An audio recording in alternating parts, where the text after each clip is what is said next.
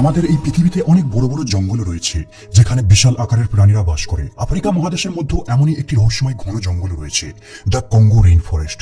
Congo দেশের সঙ্গে জড়িত এই জঙ্গলটা পৃথিবীর দ্বিতীয় বৃহত্তম জঙ্গল। এই জঙ্গলটা এতটাই বিশাল যে এর ভিতর ইউনাইটেড কিংডমের মতো 20টা দেশকে রাখা যাবে। এর টোটাল এরিয়া 37 লক্ষ স্কোয়ার কিলোমিটার। কিন্তু এই জঙ্গলটি সাইজে যতটা বড় তার থেকেও বেশি ভয়ঙ্কর আর রহস্য দ্বারা পূর্ণ।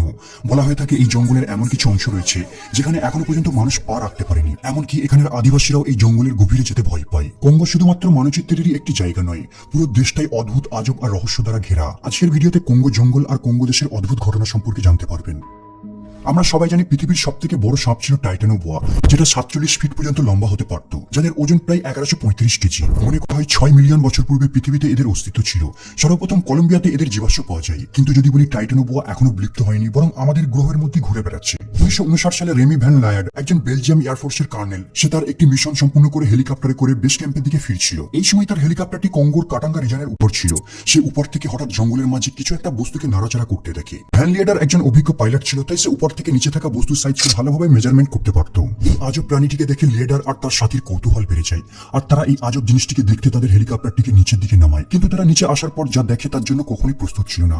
তারা দেখে জঙ্গলের মাঝে একটা বিশাল সাপ পড়ে আছে, যা দৈর্ঘ্য 50 ফিট, আর এই সাপটির মাথাটি ছিল 3 ফিট লম্বা আর 2 ফিট চওড়া। এই সাপটির বডিটা ডার্ক ব্রাউন আর গ্রিন কালারের, আর পেটটা ছিল সাদা কালারের। রেমি ভ্যান এই সাপটিকে দেখে হতবাক হয়ে যায়। সে এই সাপটি ডকুমেন্টারি বানানোর জন্য আর সাপটিকে আরো কাছ থেকে দেখার জন্য তার সাথীকে হেলিকপ্টারটিকে আরো নিচের দিকে নামাতে বলে। যখন তারা হেলিকপ্টারটিকে নিচে নামিয়ে সাপের চতুর্পার্শ্বে হবার করতে থাকে, সে লক্ষ্য করে সাপটি 10 ফিট হাইট পর্যন্ত দাঁড়িয়ে পড়েছে। এর অর্থ সাপটি এবারে অ্যাটাক করবে। ভ্যান লিডার আর তার সাথে বিপদের আগাম সংকেত বুঝতে পেরে ঠিক করে এখান থেকে তাদের পালিয়ে যাওয়াটাই বুদ্ধিমানের কাজ হবে। কিন্তু তারা ফিরে আসার পূর্বে বেশ কিছু ফটো ক্যাপচার করে।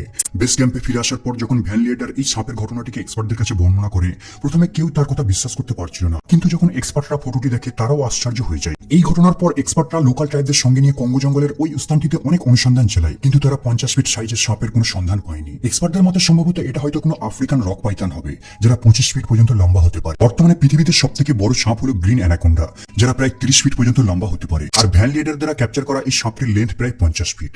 তাহলে ভাবুন কঙ্গো জঙ্গল কতটা ভয়ঙ্কর।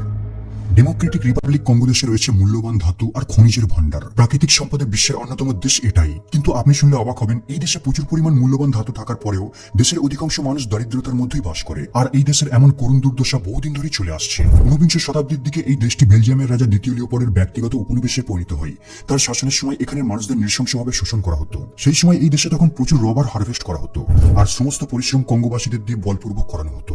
কিন্তু তাদের কোনো বেতন দেওয়া হতো না। 1909 সালে দ্বিতীয় লিওপোল্ডের মৃত্যুর পর থেকে প্রায় আজ 100 বছর পেরিয়ে গেছে, কিন্তু তারপরেও কঙ্গোবাসীদের ভাগ্য এখনো অপরিবর্তিত রয়ে গেছে। বর্তমানে এখন কঙ্গোতে কোবাল্ট মাইনিং এর কাজ খুবই জনপ্রিয়। কোবাল্ট এক ধরনের ধাতু, স্মার্টফোন আর ইলেকট্রিক গাড়ির ব্যাটারির একটি গুরুত্বপূর্ণ উপাদান, যা কঙ্গোতে প্রচুর পরিমাণে রয়েছে। 2022 সালে বিশ্বব্যাপী কোবাল্ট উপাদান হয়েছিল 1,66,000 টন, কিন্তু 1,11,000 টন কেবল কঙ্গোতেই মাইনিং করা হয়েছিল। কিন্তু দুঃখের বিষয়, কোবাল্ট মাইনিং এর সমস্ত প্রফিট কেবল বিদেশি মাইনিং কোম্পানিগুলির কাছেই যায়। অথচ কঙ্গোবাসী যারা কঠোর পরিশ্রম করে মাইনিং এর কাজ করে, তারা কেবল অল্প পরিমাণের মজুরি পায়। কোবাল্ট খুবই বিষাক্ত উপাদান, তারপরেও জীবনের রিস্ক নিয়ে কোনো সেফটি ইকুইপমেন্ট ছাড়াই এখানের বৃদ্ধ থেকে শুরু করে 7 বছরের বাচ্চারাও মাইনিং এর কাজ করে।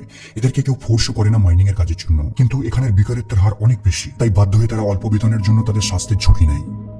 টিরাসর ছিল উড়ন্ত সরীসৃপ প্রাণী, যারা ট্রায়াসিক যুগের শেষের দিকে আমাদের পৃথিবীতে বাস করত। 8দশ শতাব্দীর শেষের দিকে জার্মানির কাভারিয়া থেকে টিরাসরের জীবাশ্মকে আবিষ্কার করা হয়েছিল। মনে করা হয় 66 মিলিয়ন বছর পূর্বে এদের বিলুপ্ত ঘটে। কিন্তু যদি বলি এখনো এদের কিছু প্রজাতি জীবিত রয়েছে। এখানের স্থানীয় বাসিন্দারা মাঝে মধ্যে গল্প বলে থাকে যে জলাভূমি অথবা নদীর ধারে মাঝে মধ্যে তারা একটি অদ্ভুত পাখিকে দেখতে পায়, যাদের শরীর টিকটিকির মতো, কিন্তু এদের ডানাগুলো বাদুরের মতো। এই প্রাণীটি জেলেদের উপর আক্রমণ করে আর স্থানীয় প্রাণীদের হত্যা করে। এখানের স্থানীয় ট্রাইবরা এই দানবটিকে কঙ্গোমাতা নামে চেনে। গোটা বিশ্ব কঙ্গোমাতা সম্পর্কে প্রথম জানতে পারে 1923 সালের পর। 1923 সালে ফ্রাঙ্ক হিউম মেলন একটি বই পাবলিশ করে, যার নাম ইন হুইচ বাউন্ড আফ্রিকা। এই বইটি পাবলিশ করার পূর্বে ফ্রাঙ্ক উত্তর কঙ্গোর দিকে অভিযান করার সময় এখানের স্থানীয় মানুষদের সঙ্গে বন্ধুত্বের মতো মিশে যায়। তাকে এখানের স্থানীয় ট্রাইবরা কঙ্গোমাতা দানবের গল্পের সঙ্গে পরিচয় করায়। মেলোডি একজন জিওলজিস্ট ছিল, এই কারণে এই অজানা পাখিটি সম্পর্কে আরো ডিটেলে জানার আগ্রহ বাড়ে। তিনি ডিফারেন্ট রিজনে গিয়ে স্থানীয় জনগণকে এই প্রাণীটির বৈশিষ্ট্য সম্পর্কে জিজ্ঞাসা করে, আর আশ্চর্যজনকভাবে তারা সবাই সেম প্রাণীটিকে বর্ণনা করে। তারা মাঝে মাঝে একটি উড়ন্ত সরীসৃপের মতো পাখিকে আকাশে উঠতে দেখে, যার ডানা কমপক্ষে 2 মিটার দূরত্ব পর্যন্ত প্রসারিত। অসংখ্য লোকের থেকে ইন্টারভিউ নেবার পর মেলন শিওর হয় যে তারা সবাই একটা প্রাণীকে বর্ণনা দিচ্ছে,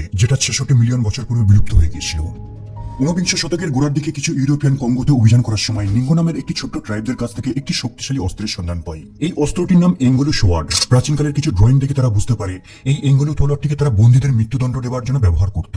স্থানীয় ভাষায় এঙ্গোলোর অর্থ জাল্লাদের তলোয়ার। এই তলোয়ারটি সমগ্র কঙ্গো অঞ্চল জুড়ে খুবই পরিচিত, আর এটা ছিল ক্ষমতার একটা প্রতীক। এই তলোয়ারটি প্রায় 25 ইঞ্চি লং, আর এর মাথাটা দেখতে কাস্তের মতো, আর নিচের প্রান্তে ধারালো করাতের মতো দাঁত রয়েছে।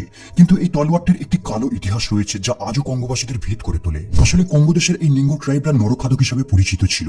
তারা তলোয়ারটিকে শুধুমাত্র বিশেষ অনুষ্ঠানের জন্যই ব্যবহার করত। কেবল এই তলোয়ারটি দিয়ে তারা বন্দীদের মৃত্যুদণ্ড কার্যকর করত না, কাছাকাছি অন্যান্য উপজাতিদের বন্দী বানিয়ে খাওয়ার জন্য এই তলোয়ারটি দিয়ে তারা শিকার করতে বেরোত। বর্তমানেও এই উপজাতিদের কঙ্গোতে দেখা যায়, তবে তারা নরমাংস খাওয়ার চর্চাকে বন্ধ করে দিয়েছে। 1858 সালে বেলজিয়ানদের শাসনের পর থেকে নিঙ্গো ট্রাইবদের এই প্রথাকে নিষিদ্ধ করে দেওয়া হয়েছে। তবে তাদের পুরাতন আচরণকে অব্যাহত রাখতে অনুষ্ঠানের জন্য মানুষের পরিবর্তে এখন তারা ছাগলের ব্যবহার করে। তারা ছাগলকে পবিত্র মনে করে বলি দিয়ে বাটি ভর্তি এদের রক্ত খেয়ে নেয়। বহু বছর ধরে আফ্রিকা বিশ্বের বিভিন্ন দেশের এক্সপ্লোরারদের আকর্ষণ করে আসছে। ইতালির রাইটার, ফিল্ম মেকার আর অ্যাডভেঞ্চার প্রেমী অ্যাটিলিও গ্যাটি তাদের মধ্যেই একজন। 1927 সালে অ্যাটিলিও মেডিকেল ট্রিটমেন্টের জন্য মিশরে আসে। এখানে আসার পর সে আফ্রিকার প্রতি মুগ্ধ হয়ে ওঠে। তার আফ্রিকার সংস্কৃতিকে জানার প্রতি ছোট থেকে আগ্রহ ছিল। সে কঙ্গোর প্রাকৃতিক পরিবেশ আর এখানের অধিবাসীদের কালচারকে অধ্যয়ন করতে বেশ কিছুদিন আফ্রিকাতে কাটিয়ে দেয়। এখানে সে লোকাল ট্রাইবদের সঙ্গে নিয়ে ডকুমেন্টারি ফিল্ম বানানো শুরু করে দেয়। কঙ্গোতে সময় কাটানোর সময় তিনি প্রায় এখান থেকে 40,000 মতো ফটো ক্যাপচার করেন। তিনি এখানে ট্রাইবদের বিভিন্ন সেলিব্রেশনে অংশ নিতেন আর লোকাল ট্রাইবদের সঙ্গে নিয়ে হান্টিং করতে বেরোতেন। তার একটি বিখ্যাত ছবি ছিল যাতে দেখা যায় সে গরিলাদের শিকার করে তার সঙ্গে দাঁড়িয়ে রয়েছে। আটিলিও এইসব ট্রাইবদের সঙ্গে ভালো সম্পর্ক গড়ে তোলে। একবার থেকে এখানের কিছু ট্রাইবরা জানায় যে কঙ্গোতে একটি ভয়ানক গুহা রয়েছে আর সেখানে এক অশুভ আত্মা বাস করে, আর এই গুহার ভিতর যে যায় সে আর ফিরে আসে না। এই গুহাটির নাম কাওয়েনা কেভ। কঙ্গো ভাষায় কাওয়েনার অর্থ বেদনাদায়ক মৃত্যু। লোকাল ট্রাইবদের মুখ থেকে এইসব গল্পগুলি দ্বারা আকৃষ্ট হয়ে সে ঠিক করে এই কুখ্যাত কাওয়েনা গুহাটির ভিতর প্রবেশ করবে। আটিলিও একটি বড় টিমকে সঙ্গে নিয়ে এই গুহাটির ভিতর প্রবেশ করা শুরু করে। যখন সে গুহার ভিতর প্রবেশ করে এর ভিতর থেকে সে বাজে গন্ধ স্মেল করতে থাকে। আরো কিছুটা ভিতরে যাওয়ার পর সে এক ভয়ঙ্কর দৃশ্যের সাক্ষী হয়। গুহার ভিতর অসংখ্য মানুষের হাড় কঙ্কাল দেখতে পায়, যেন কেউ গণহত্যা করে এদের এই গুহার ভিতর দাফন করে দিয়েছে। এখানে লোকশ্রুতি অনুযায়ী গুহার ভিতর থাকা অশুভ আত্মা মানুষকে চুরি করে এখানে নিয়ে চলে আসতো আর তাদেরকে এই গুহার ভিতর হত্যা করে দিত। তবে অ্যাটিলিও গবেষণা করে জানতে পারে যে কোনো এক সময় এখানে লোকাল মানুষেরা মৃতদেহকে সমাহিত করত। বন্ধুরা, ভিডিওটি যদি ভালো লেগে থাকে তাহলে একটি লাইক করবেন। আজ এই পর্যন্ত আপাতত বিদায় নিলাম, দেখা হবে আবার পরের এপিসোডে।